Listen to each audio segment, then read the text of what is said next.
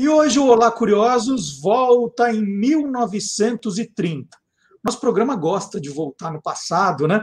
Mas hoje nós vamos falar da Revolução de 1930, porque eu tenho a honra de receber aqui o historiador, pesquisador, escritor Rodrigo Trespac, que está lançando a Revolução de 1930. Faz parte de uma coleção guerrasdobrasil.doc. Está aqui a Revolução de 30, o conflito que mudou o Brasil. Rodrigo, bom dia. No café da manhã hoje você tomou café com leite? Bom dia, Marcelo, bom dia. Eu não sou tanto de café com leite, né? Mas tem muito a ver com a história da Revolução de 30, né?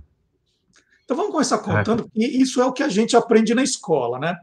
Que a Revolução começou com a quebra do acordo da política café com leite. Foi isso mesmo? O que foi essa política? Na verdade, a Revolução, o Brasil a República Velha, a República, de modo geral, no Brasil, ela sempre foi muito turbulenta, né? Desde a proclamação da República, que, na verdade, não passou de um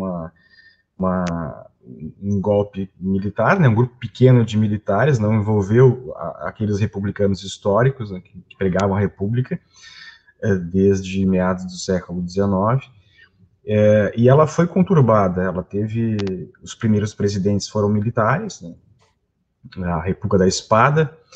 A gente tem uma série de revoltas regionais, e quando começa, no começo do século XX, a se estruturar a República já como de forma com presentes civis, se cria, né, o Campos Salles, que é o presidente, ele cria uma forma de institucionalizar a manutenção no poder de uma elite, que é a elite que havia sido, que tinha muita influência na monarquia, que havia sido derrubada com a questão da República, né, dos militares, e com o medo de ficar à mercê novamente dos militares, e ávidos por poder, né, muito claro na política, ele institucionaliza um esquema que ele chama de política de governadores, e depois, mais tarde, vai ser chamado de política café com leite, que vai manter no poder durante um bom tempo a República Brasileira, a República Velha, até 30, governadores, ora de São Paulo, ora de Minas Gerais, os dois grandes produtores de café e leite do país, por isso aí política café com leite. E o Vargas, em 30, vai derrubar o presidente Washington Luiz, que quebrou, né, na verdade, ele quebrou um acordo que ele tinha com Minas. Em vez de indicar o governador mineiro, ele indica o governador de São Paulo, o Júlio Prestes, que é eleito, também porque, na época, a democracia, a forma com que as eleições eram feitas, elas não permitiam que uma oposição vencesse nas urnas. Há uma série de fraudes, né, eleitorais, em que a oposição não tinha acesso a esse poder. Tudo já preparado para a manutenção do poder de uma pequena elite, né? E o Vargas vai quebrar isso em 30, vai inclusive modificar o sistema, que era um anseio já de muito tempo, né, modificar a criação do Código Eleitoral.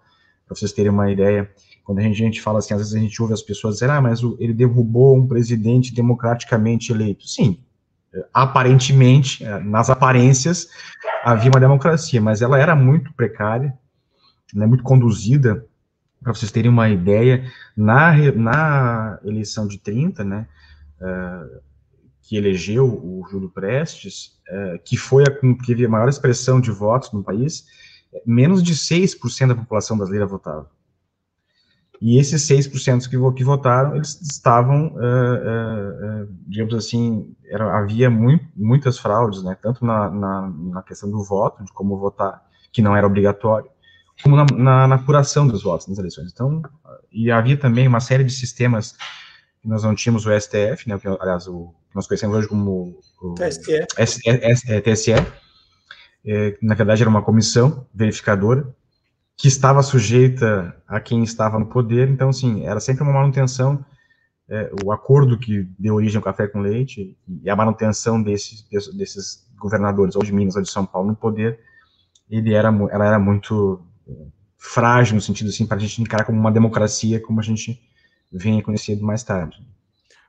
Rodrigo, só a título de curiosidade, você chama de governadores e eles correspondem ao que a gente chama hoje de governadores, mas eles são chamados o tempo todo de presidentes, né? O presidente de São Paulo, o presidente de Minas, o presidente da Sim, Paraíba. Isso é uma sim. curiosidade. E outra, que era uma coisa que eu não lembrava, né? Era o tempo da eleição, né? A eleição acontece no dia 1º de março, que já era um sábado de carnaval. Aí o final da apuração se dá em maio, e o novo presidente só assumiria dia 15 de novembro. Era uma loucura, né? Era quase um ano que você já sabia quem era o presidente e ele assumir 6 meses depois lá. Uma loucura. Sim, tanto que o Júlio Prestes, quando ele é eleito, né, ele viaja para os Estados Unidos, enfim, porque tem todo um tempo de articulação para a preparação do governo, enfim, e isso permitiu que o Vargas articulasse o grupo dele. Na verdade, ele não queria, né, ele não queria nem concorrer às eleições, mas o grupo dele, principalmente o Oswaldo Aranha, né, que vai ser chamado de a alma da Revolução, é ele que orquestra todo o movimento militar, chama o Góes Monteiro para comandar o braço militar de um grupo político, que era a Aliança Liberal, que reunia o Vargas e o presidente da Paraíba, João Pessoa, e aí o fato do João Pessoa ser assassinado, né, de um crime passional que não tem a ver com a questão nacional, política, era um fato local, faz com que isso desencadeie, enfim, o que vai se chamar de revolução, quando o Vargas, então, vai, como civil e apoiado por um grupo de militares, vai sair do Rio Grande do Sul e se dirigir até a capital federal, na época, Rio de Janeiro, para derrubar o Washington Luiz em outubro de 1930. Ele estava já quase encerrando aí a sua participação, Washington Luiz, e quando o Vargas se dirigia para lá, uma junta de militares derruba ele, e depois entrega ao Vargas, que já estava sendo aclamado presidente, enfim, ele está se dirigindo do Rio Grande do Sul para o Rio, e já se encontrava em São Paulo, onde combatia forças legalistas. E sim, presidente é um termo que já era desde o tempo da monarquia, em que os governadores das províncias, das então províncias e depois dos estados, como a gente conhece hoje, da federação, eram chamados de presidentes, né? Você falou que o Oswaldo Aranha foi o grande articulador ali, mas tem o presidente, né, o que seria o governador de Minas Gerais, Antônio Carlos, ele teve uma participação muito grande, né, porque quem coloca o nome do Getúlio Vargas no cenário nacional é ele, né?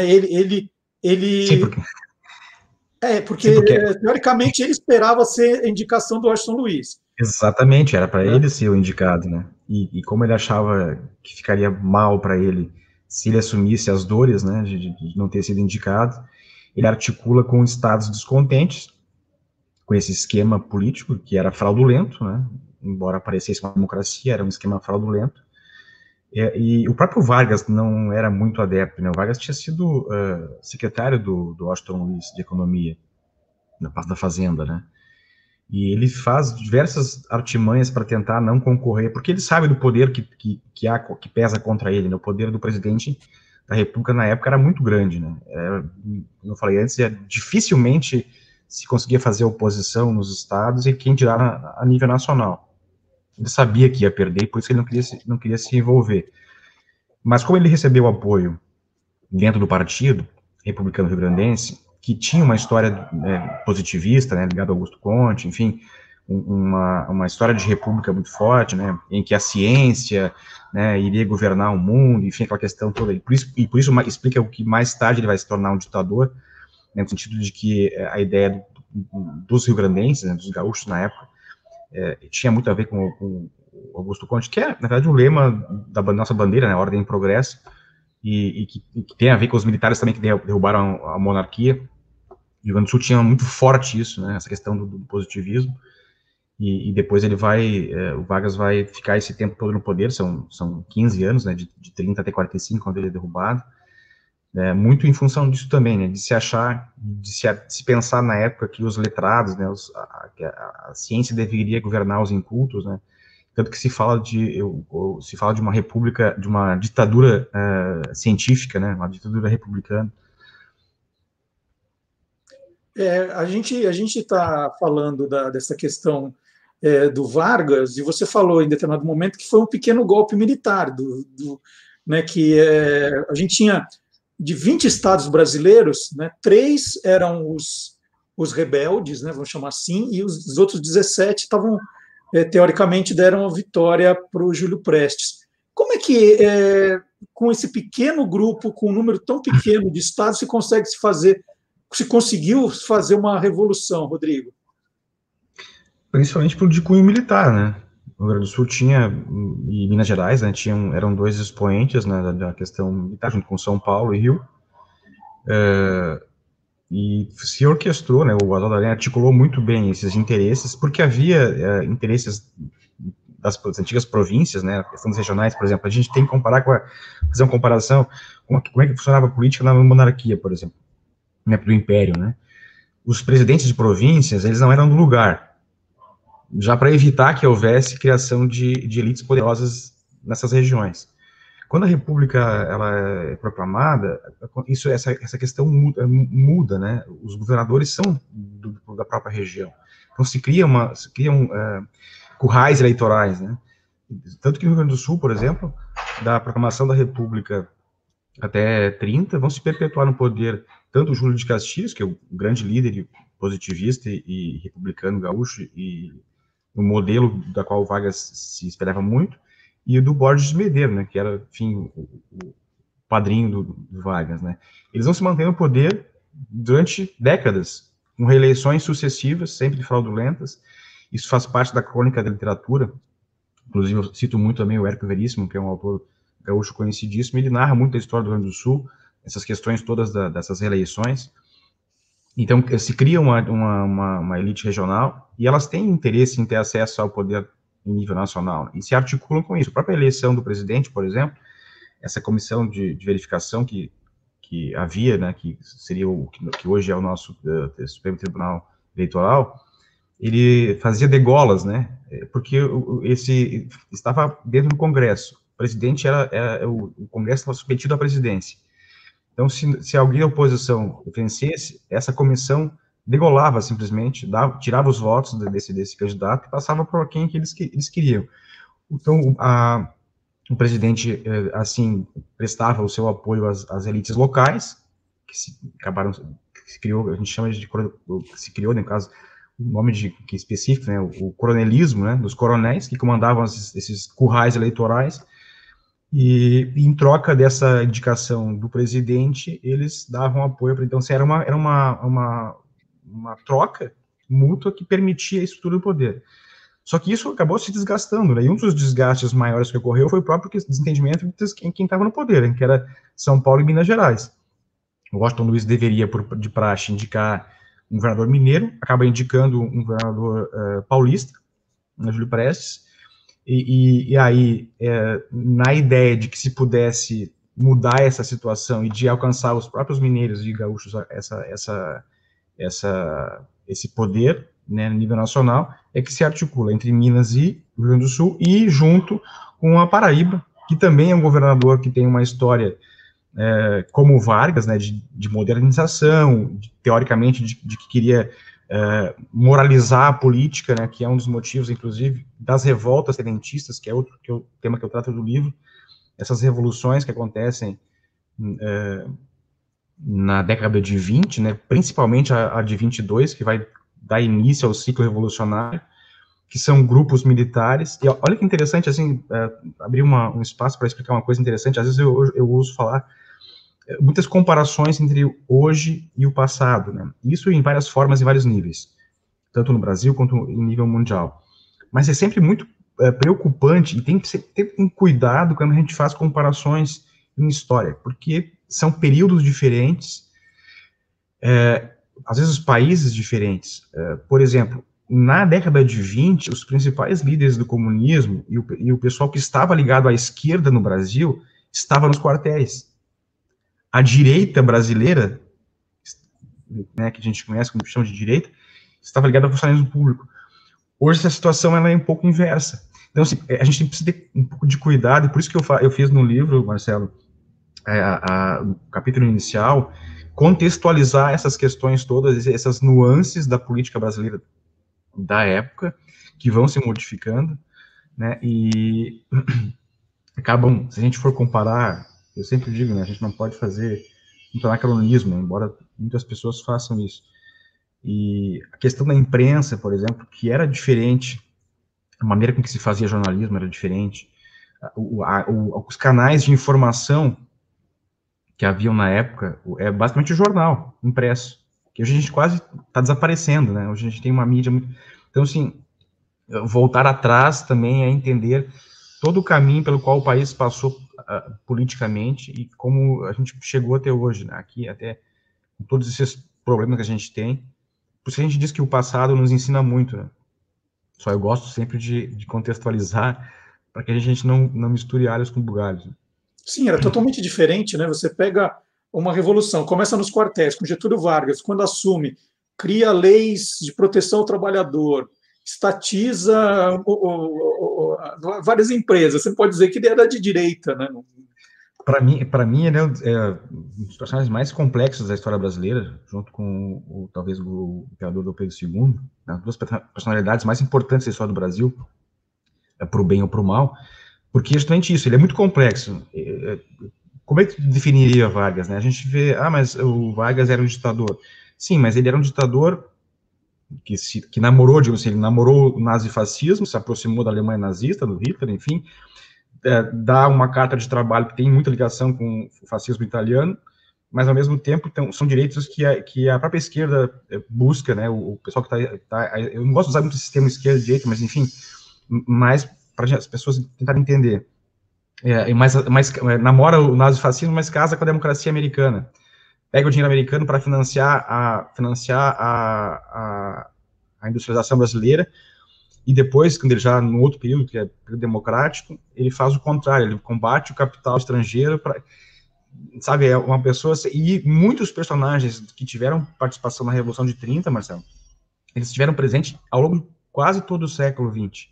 Começa com o levante de 18 do Forte, né, em 22, que é a primeira revolta tenentista, que vai acabar desencadeando em outras revoltas, né, em 24, na própria Coluna Prestes, né, que vai surgir o Prestes, que é o principal líder comunista da época, oposição depois ao Vargas, o próprio Vargas, enfim, que vai tomar o poder, e muitos personagens que estão nessa revolução, nesse conflito, né, esse golpe de 30, elas vão estar ligadas mais tarde, depois que o Vargas for deposto em 45, inclusive ao golpe de 64.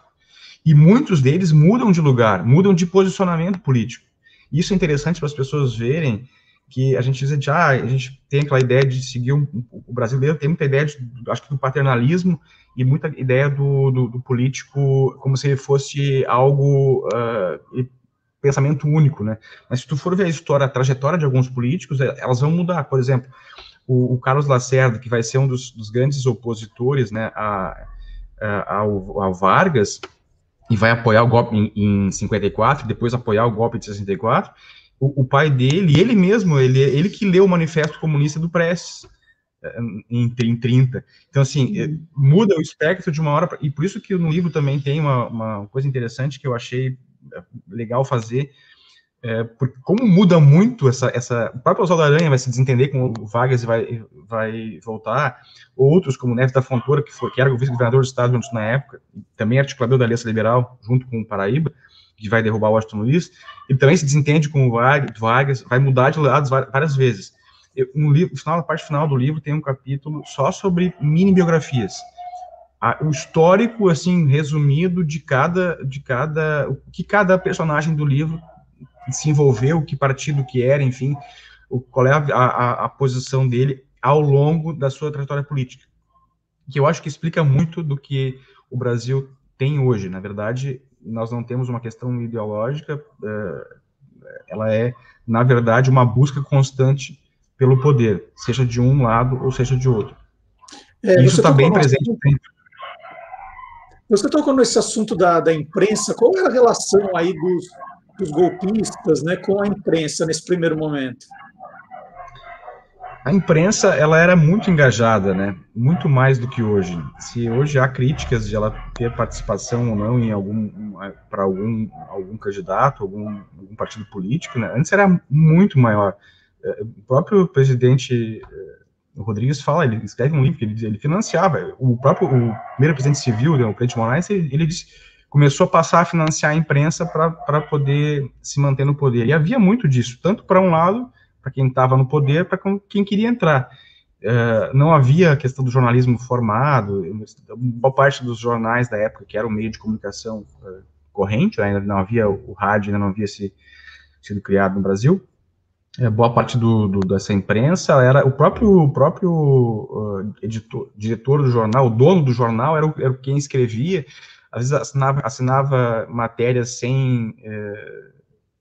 por interesse político, né? Não havia uma fonte, não havia uma consulta de fonte, não havia, às vezes, referência a quem escrevia aquela coluna, indicação. Inclusive, a revolta de 22, né, que vai desencadear esse ciclo revolucionário, que vai levar até 30, ela surge quando o Correio da Manhã publica cartas falsas, né? O Mário Rodrigues, que é pai do famoso Nelson Rodrigues, né? Ele publica cartas falsas do Arthur Bernardes contra o militar, né, o Hermes da Fonseca, que era ex-presidente, chama ele de canalha. Enfim, essas cartas são publicadas, elas são falsas, elas são de um grupo de oposição que queria derrubar quem está no poder. O jornal acaba publicando sem nenhum tipo de consulta. Então, assim, fake news, né, já é uma coisa que já vi naquela época, e para qualquer um dos lados, né. Claro que a imprensa tinha uma importância grande de informação, né, os grandes escritores brasileiros começaram a escrever naquela época na imprensa, mas na parte política também tinha essa questão de estar associado inclusive alguns jornais, por exemplo, o Rio Grande do Sul tinha a Federação, era um jornal republicano, do Júlio de Castilhos, do partido, que era do Vargas, e ele era o órgão oficial do partido e órgão oficial do Estado, porque, né, o partido governava o Estado durante 3 décadas, enfim, era um jornal partidário. Você faz uma descrição muito bonita aqui, Rodrigo, da saída do Getúlio Vargas, né, do Rio Grande do Sul, e vai em direção à capital, Rio de Janeiro. Foi a marcha revolucionária. Conta como é que foi essa marcha, até a famosa cena do amarrar os cavalos no obelisco ali do Rio. Exato, ele sai, ele deixa o Rio Grande do Sul aqui, né, a Gary. Eles já haviam, tropas estavam indo em direção a Santa Catarina e Paraná, São Paulo, e depois para chegar até Rio de Janeiro, para derrubar o Washington Luiz. E o Vargas deixa Porto Alegre, passa antes havia mais do que hoje, né, havia ferry como meio de transporte, de transportar as tropas. E curioso, uma das coisas curiosas que acontece o símbolo do Rio Grande do Sul é muito forte até hoje, né? As cores identificam os partidos. E o Vargas, ele é acolhido por uma moça, e ele põe um lenço vermelho no pescoço do Vargas, né? E aquilo era quase que uma afronta, porque o partido do Vargas era com cor branca. A cor vermelha era a cor do inimigo dos Maragatos, né, dos republicanos federalistas, historicamente, né? Tanto que quando ele chega lá no Rio, e isso acontece 2 vezes, esse lenço vermelho, ele é obrigado a dizer, a notificar a imprensa, enfim, a população, de que as cores vermelhas eram as cores do Partido Federalista, dos Maragatos, e não tinha a ver com o comunismo, para alertar as pessoas, tal a diferença então, assim,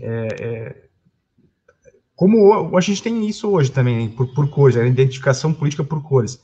Isso era muito forte na época.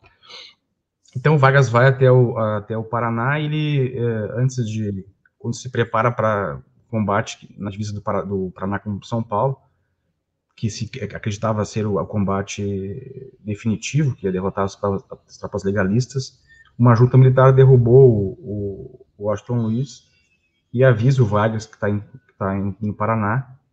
Então, a partir daí, do Paraná, Curitiba, até passando por São Paulo, onde ele já vai começar a organizar o governo, que depois vai querer derrubar ele também em 32, mas já é uma outra, eu conto no livro também.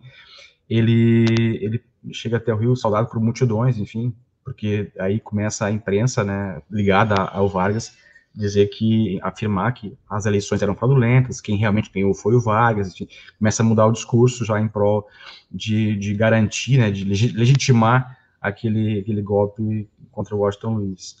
E eu detalho no livro aí as cidades pelo qual passou, enfim, essas nuances aí que eu acho interessante que o leitor tenha contato, né, a gente usou cartas da época, usou jornais de época, a própria posse dele no Catete também, a gente usou muitos jornais de época, tanto de oposição quanto de situação, relatos de autores que escreveram memórias, enfim, eu sempre gosto de usar muito material o mais diversificado possível, porque o próprio leitor possa extrair aquilo que ele entender melhor do livro, né, com todas as fontes, sempre com vários lados, e ainda mais na política que circula muito, né, muitos circulam em vários lados, tomam vários lados, é importante ter um monte de fontes e apresentar ao leitor documentação, indicação, para que isso enriqueça o conhecimento do leitor brasileiro, que conhece tão pouco, né, infelizmente, na história do Brasil, a Revolução de 30 realmente modificou muito no Brasil.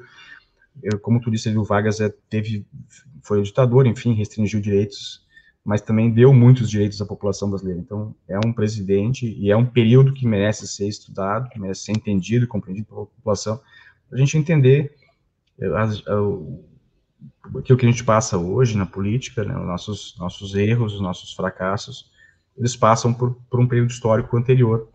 Então, acho que é importantíssimo, por isso que eu tenho sempre na minha visão como historiador, como escritor, de levar esse conhecimento que a gente busca em arquivos. Eu visitei vários lugares históricos, né, no Rio, em São Paulo, no Paraná, no Rio Grande do Sul, para contar a história, e de uma maneira, acho que, didática, quase didática, né, com um estilo que atende mesmo quem não é formado em história, mesmo quem não tem um conhecimento muito grande de história do Brasil, passa a ter uma noção um pouquinho melhor através desse livro. Eu até comentei com o Rodrigo antes início da nossa conversa, né? Ele e a editora HarperCollins me enviaram um exemplar ontem, e eu aqui, olha, fui começando a ler, quando eu vi já estava na página 160. Uma leitura super agradável, muito informativa, tem muita curiosidade aqui também. Então, vou ficar agora. Hoje eu termino, viu, Rodrigo? Com certeza eu termino. Já estou em 1900 a gente já vai começar a revolução aqui de 32. Eu fiz questão disso, né, Marcelo, te interrompendo, desculpa, mas assim, de contextualizar como era o pré-revolução, né, como era a República Brasileira, como era o país pré-revolução de 30, pré-30, e também os desdobramentos, né, a Revolução de 32, a intentona comunista, os fatos que vieram depois, né, até a queda do Vargas em 45. E eu estou vendo aqui, né, eu falei no começo, o livro faz parte de uma coleção, Guerras do Brasil.doc. O que é essa coleção exatamente? Guerras do Brasil.doc é uma série feita pelo Luiz Bolognese, e a Harper publicou, saiu na Netflix, enfim, ficou super conhecida, e o Luiz queria, que eu acho que é importante, né, ele esmiuçar mais as questões, porque a série é curta, né, tem 20 minutos, então esmiuçar mais detalhes do tema, através dos livros, né, e a Harper fez um convite para que alguns historiadores tivessem, que trabalhavam temas, né, acho que são 3 livros que saíram até agora, o meu é o terceiro,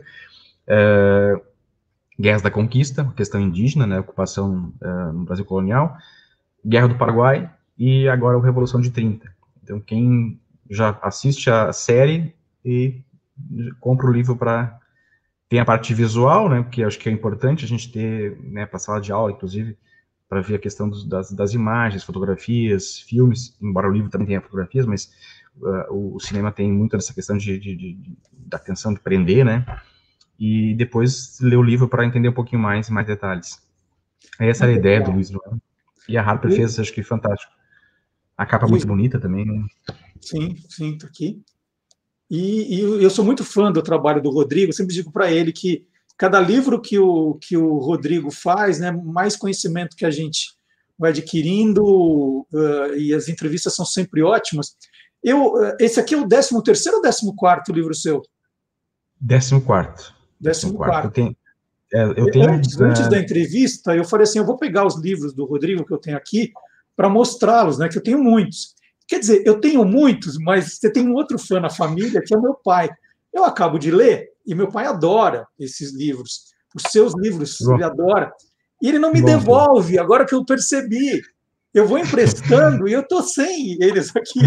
Como é que é o nome dele, Marcela? Dermeval. Ele está assistindo a gente, com certeza. Dermeval. Um abração. Carinho muito especial. Obrigado. Aí ele não devolve. É por isso que eu não tenho aqui na minha estante. Então, isso aqui, pai, daqui a pouco está aí com você também. Rodrigo Trifatti está lançando A Revolução de 30, o conflito que mudou o Brasil. Editora HarperCollins, participando outra vez aqui do Olá Curiosos. Parabéns de novo, Rodrigo. Continuo seu fã, viu? Muito obrigado. Um abração, Marcelo. Tudo de bom. E agora, aqui no nosso programa, nós vamos mostrar que o mundo inteiro é curioso. Vamos lá. Abraço.